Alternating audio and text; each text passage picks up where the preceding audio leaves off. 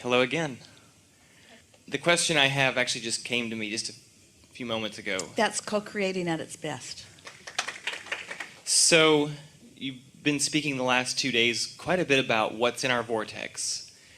And of course you've actually been speaking for a long time about that. Because that's the present tense and it's where we are. And it's where you're on your way to. And anything else is looking back for us, and we never look back. You hear that? You want to resonate with your inner being, you've got to look to your vortex and find a way to feel it. And when you do, then it's going to come into your experience like a diamond in the forest. I would like to know more about how to resonate with that, how to receive even just more of what's there. Well, we would rather that you approach it in this way. Do you believe it exists? Yeah. Then get happy and let it show itself to you. Because all that effort just holds you in weird places. Do you believe that there is a vibrational reality and that your inner being is there and that there is a point of attraction, and that's what equals that calling that is all the time calling you forward? So if you get that, then you know that the work's been done. You sifted and sorted and you found it and you created it, and your inner being tended it, and law of attraction nurtured it, and now it's ready for you to be ready for it. The question is, are you ready for it? And the answer is no, because I think I have to work hard in order to justify it. And we say you don't have to work hard to justify it. Just stop doing the things that don't let you have it, like worrying about it, by looking for it, by trying to make it materialize before you're ready to follow the thread of that.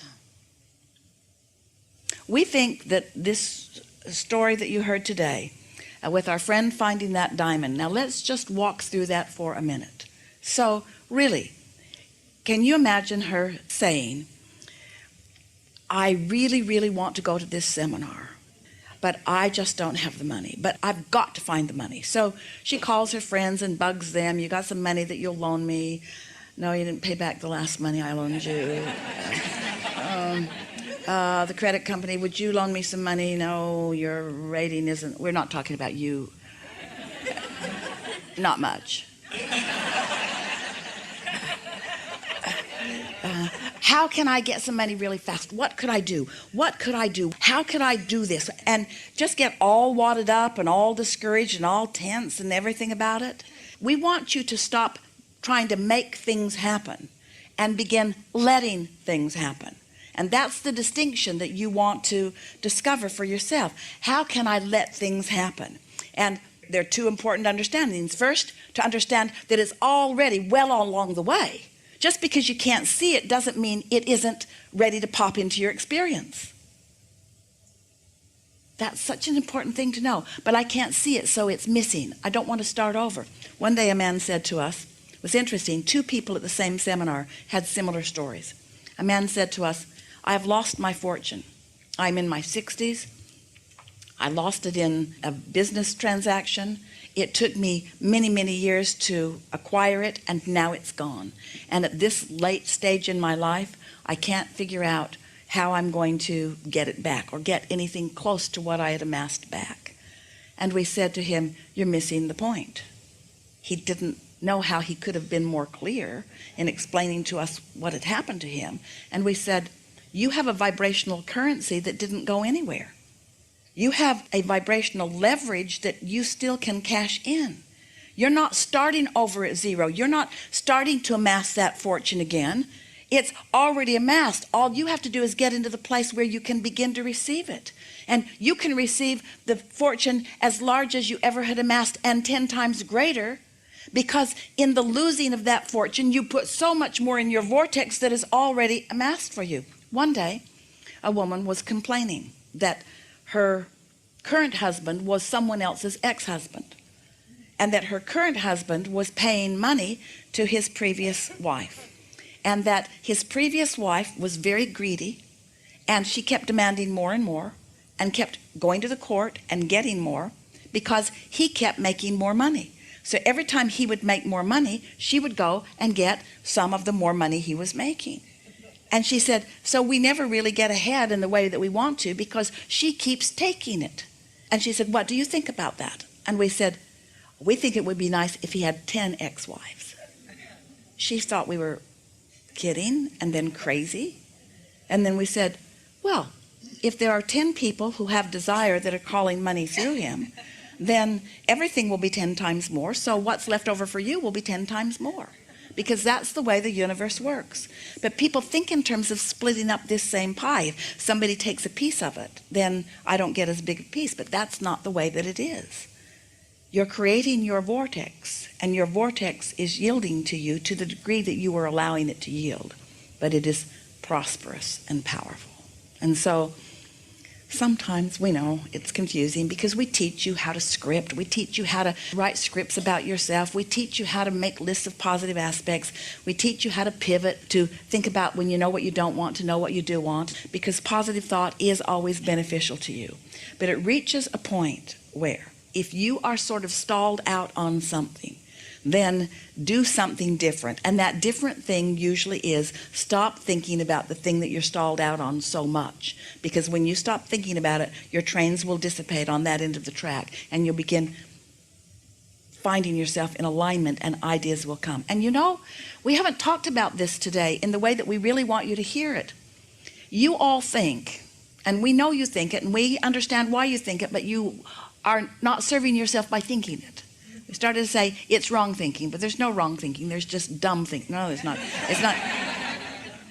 You think that you want the manifestation, and in its absence, you're still in this place where you still want something that you don't have.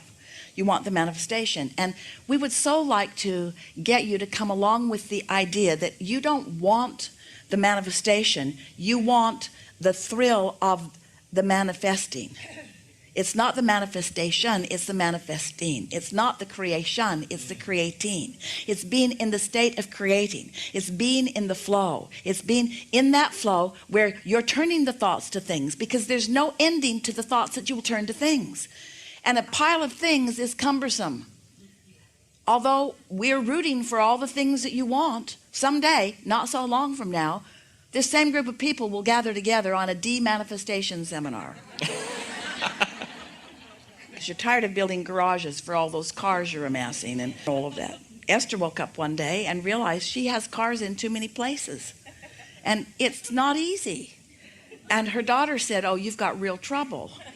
And Esther said, you just don't know how much trouble it is to have too many cars in too many places.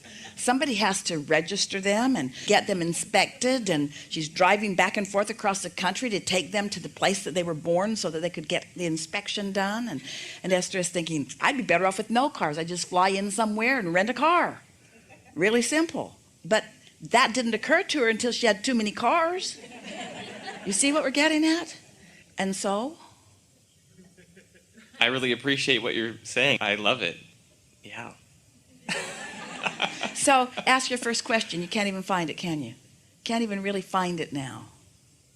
Yeah, I mean, it's everything you're saying, and that's why I'm appreciating it so much, because it's so much about the being and the creating and the having fun doing it. Oh, when a manifestation happens, Esther's been saying to us and to anybody who will listen, oh, it's fun to think about it, and it's fun to be on the track of it, and it's fun to be in the sweet spot. But, ooh, it is such a really big sweet spot when that thing pops into my experience.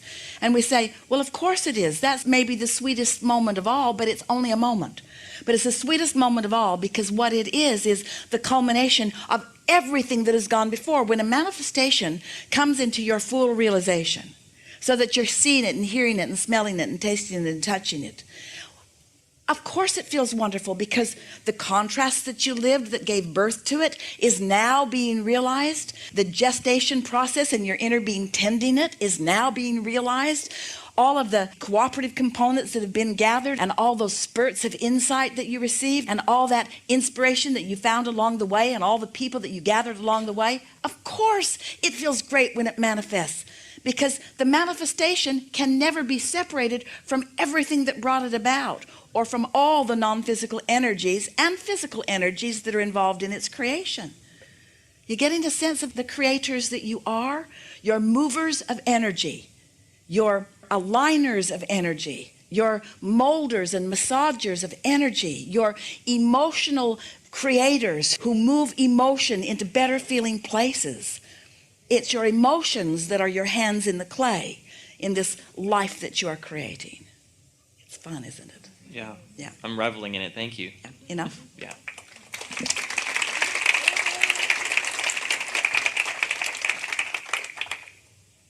Hi. Long-time listener, first-time hot seater. 2 people ago, you said something along the lines of when you get to the place with conditions, something around using the conditions as leverage. Well, this is in the conversation of the better it gets, the better it gets. So we really don't want you to need conditions to feel good.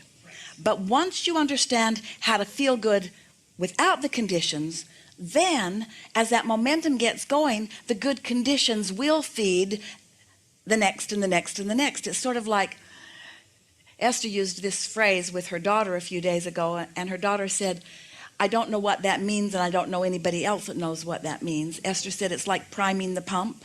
Does anybody know what priming the pump is? So it's like that. It's like once you get it going, it will continue to flow. Absolutely. Yes. Okay, and then since June, all I've been focused on is feeling good, being happy, having fun, and everything is always working out for me. Yeah. Everything. It's so awesome. That's the way. Absolutely. That's the way. And we are thrilled to inform you that your vortex has so much more to yield, and that the surprises and delights are going to become bigger and better, but you're not going to notice it. And this is why. As you move with your own expansion, the manifestations feel like the next logical step, not like some amazing thing that just knocks you over. And that really is such a good place to be, when it just feels natural and like the next logical step for you to have as much money as you can spend today or tomorrow or the next day. In other words, just in and out, in and out. Really good. It's awesome. It is indeed. Thank you. Yeah.